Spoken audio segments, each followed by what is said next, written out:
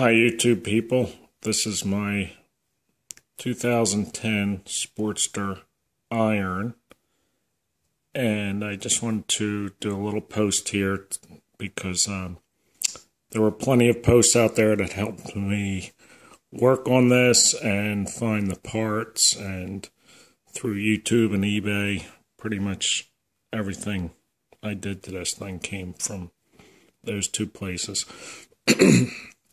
So, yeah, what I got here is a 2010 Sportster Iron, which, a lot of guys, and they say, it's a Sportster or whatever. And so when I first saw it, I kind of just fell in love with it, but there was really no need to have another bike because I've always had soft tails. And anyway, I found this one used and ended up getting it pretty cheap. So then my thought was to do some minor adjustments, I guess you'd say, and see how I can keep it on the down low and not spend a fortune. So everything I did to this, I did myself in my garage and ordered all the parts online and just did the research and really tried to keep the cost down and tried to get the power up, and paid attention to trying to keep the best value for the buck and the most horsepower without going, crazy to the nth degree. So right now, basically, all I did was I took the top end apart and put in the NHRS, or NRHS, I'm sorry, 1250 cylinder kit, which was a bolt-on kit. And that itself took me maybe about 4 hours. It didn't take that long. I did that one evening. I would guess anyone who's handy with a wrench can do it. What I will say is they give the torque settings for the heads, but the rocker boxes, or I don't know if you can see the rocker boxes, okay, there were no torque settings, and they're very difficult to get a torque wrench in there. So at any rate, when I torqued them down, I think I went too much. I broke 4 out of I didn't break them when I was doing it, but after the first couple runs, they seemed to break, and then oil was leaking. So I went back in, took the rocker boxes off, and then got new rocker box studs and paid a little better attention to the torque settings there for that. So everything seems to be pretty good now. I put about 300 miles on this thing, but since I live in Pennsylvania, it's kind of cold right now.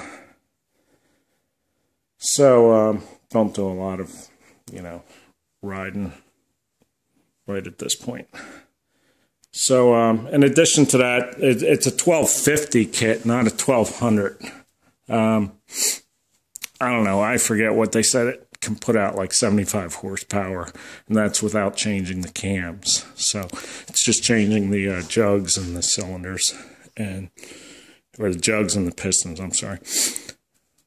So that was about it. And then I put the S&S air intake kit, which, I'm sure there's other ones that might be cooler looking, but to me that's, the S&S really looks old school, and, everyone knows what it is. It just looks cool. It doesn't have to say anything. It just looks cool.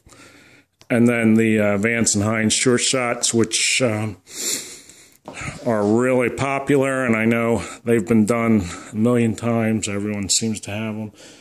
And all I can say is there's a reason, because they look cool. They just look cool on this thing.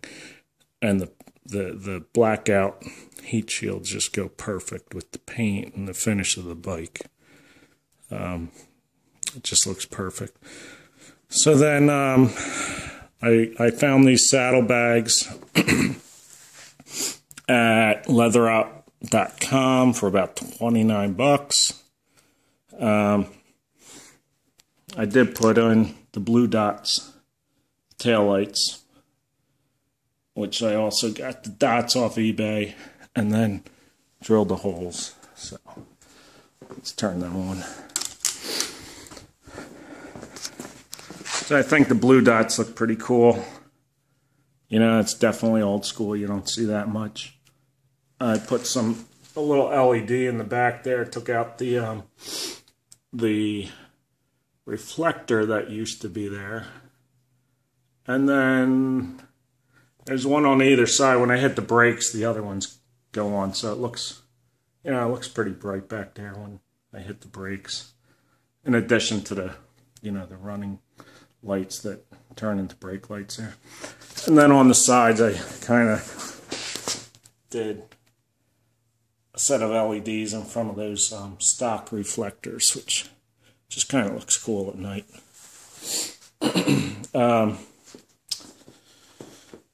I blacked out the oil filler cap.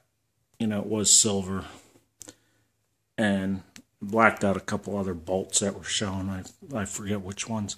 And then the seat, I took off the stock seat and put this Lapara seat there, which I think looks really cool. And the springs, like, really make it a much, you know, much more comfortable bike riding. It's not breaking my ass like the stock seat that was on there.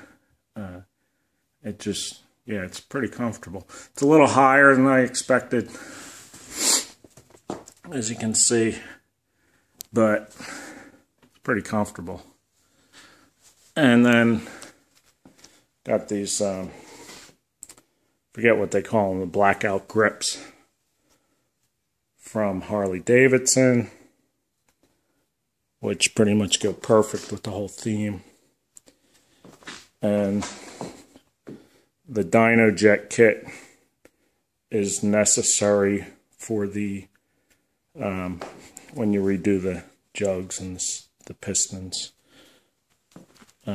which was really cool because all I did was send an email to Dyno Jet, told them what pistons and cylinders I got and the exhaust and the intake system, and they emailed me a new map kit and downloaded, and it was like great right from the get-go. And I had to put these upside down. The mirrors, the stock mirrors, they're still stock, but I think most people are doing the same thing with the irons, because in the stock position, all you can see is your shoulder. So at least if it's down low, you can see behind you and you can see a car coming up upon you. And then if you see, after I put the blue dots, I found these white dots, so I put them in the front. I don't know if you can see them. Thought the white dots looked pretty cool. And then, you know, I know there's a lot of other bobbing kits that people did here on YouTube. I didn't really change any sheet metal, but I haven't really seen anyone do pinstriping. And I just thought that pinstripe detail looked really cool. So, so that was like a decal that you wet and put on there and with solvent. And then I coated all the sheet metal in a matte, guess it's a lacquer, for better terms. I like that little stitching look on the seat. So overall, I think it looks pretty darn cool. Not a lot of changes other than more or less performance stuff and creature comfort. Let's hear it go on.